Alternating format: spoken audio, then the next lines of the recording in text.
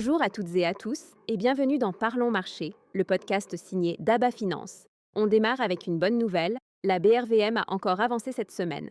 Le marché action est resté bien orienté, les principaux indices ont progressé et les acheteurs ont clairement dominé les vendeurs. Pour un investisseur, cela veut dire une chose simple, la confiance reste présente sur la cote régionale. Sur la semaine du 29 juin au 3 juillet 2026, l'indice BRVM Composite a progressé de 2,20% pour clôturer à 459,70 points. Le BRVM 30 a gagné 2,36% à 216,15 points. Le BRVM Prestige a monté de 0,70% à 176,37 points. Et le BRVM Principal a signé la meilleure performance des indices, avec une hausse de 3,81% à 333,69 points. Pourquoi est-ce important? Parce qu'un marché où les indices montent ensemble montre que la progression ne dépend pas seulement d'une ou deux valeurs, elle est plus large.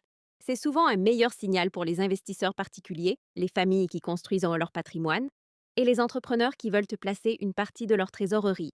L'activité a aussi été soutenue.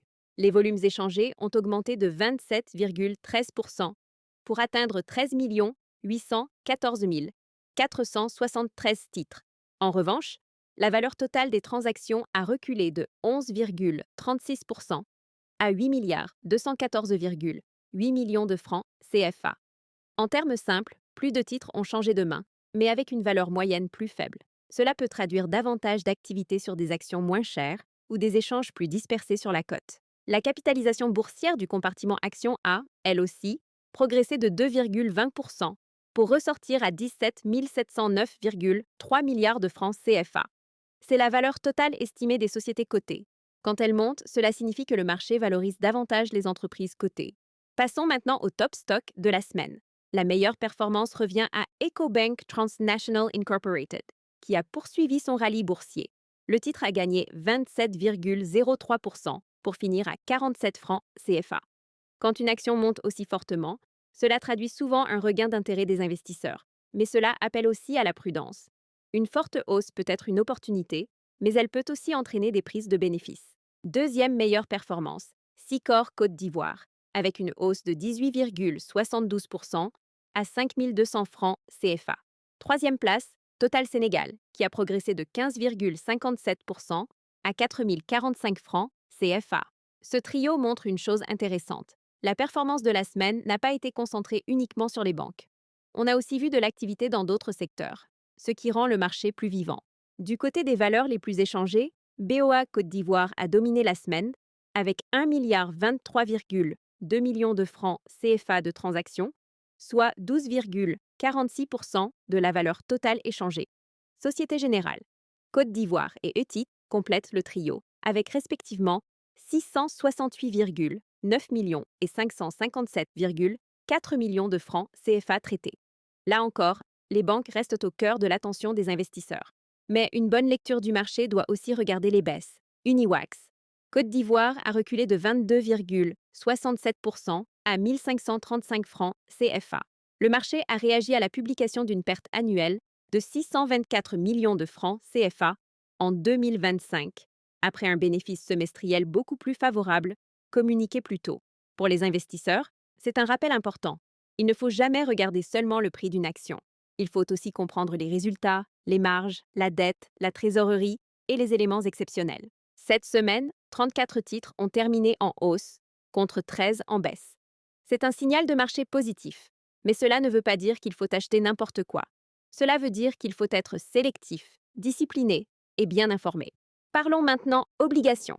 Après 2 semaines de recul, le compartiment obligataire a retrouvé une orientation positive. Sa capitalisation a progressé de 0,30% pour atteindre 13 146,9 milliards de francs CFA. Les échanges ont porté sur 1 240 et 1 967 titres, pour une valeur globale de 11 813,6 millions de francs CFA. Le grand moteur de la semaine côté obligations a été l'emprunt État du Sénégal, 6,60%, 2025 à 2030, que l'on peut présenter simplement comme une obligation 5-year. Ce titre a concentré 1 146 222 titres échangés pour 10 886,3 millions de francs CFA. Cela représente une part majeure des transactions obligataires de la semaine. Pour les investisseurs prudents, les obligations peuvent offrir un revenu plus prévisible que les actions, surtout quand les coupons sont attractifs. Mais il faut toujours regarder la maturité, le rendement, la liquidité et le risque de l'émetteur. Côté dividende, la saison reste très active à la BRVM.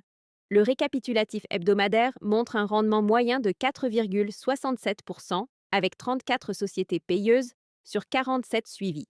Parmi les entreprises ayant annoncé ou payé des dividendes en 2026, on peut citer Sonatel, Orange Côte d'Ivoire, BOA Côte d'Ivoire, BOA Burkina Faso, BOA Bénin, BOA Sénégal, BOA Mali, Ecobank, Côte d'Ivoire, Onatel, Coribank, Palm Côte d'Ivoire, Sicable, BCC, SIB, Total Sénégal et Cerver. Pour consulter le calendrier complet des dividendes, les dates de paiement et les rendements, téléchargez l'application DABA Finance. Et maintenant, les grandes nouvelles régionales de la semaine. La Côte d'Ivoire a achevé son programme avec le Fonds monétaire international, avec une nouvelle classification à faible risque de surendettement. C'est un signal fort pour les prêteurs et les investisseurs, car cela renforce la crédibilité financière du pays. L'économie ivoirienne est attendue en croissance de 6% en 2026, même si l'inflation pourrait remonter à 3,3%. Autre actualité importante, la Côte d'Ivoire mise sur le capital privé pour financer son nouveau plan national de développement, estimé à 114 838,5 milliards de francs CFA, soit environ 209 milliards de dollars. L'objectif est que le secteur privé finance 70% du total. Pour les investisseurs, cela veut dire plus de projets, plus de partenariats publics-privés et potentiellement plus d'opportunités dans les infrastructures, l'agriculture, les services, l'énergie et la finance. Dans l'UMOA, la BCEAO a aussi prolongé le délai de connexion à la plateforme de paiement instantané PI-SPI.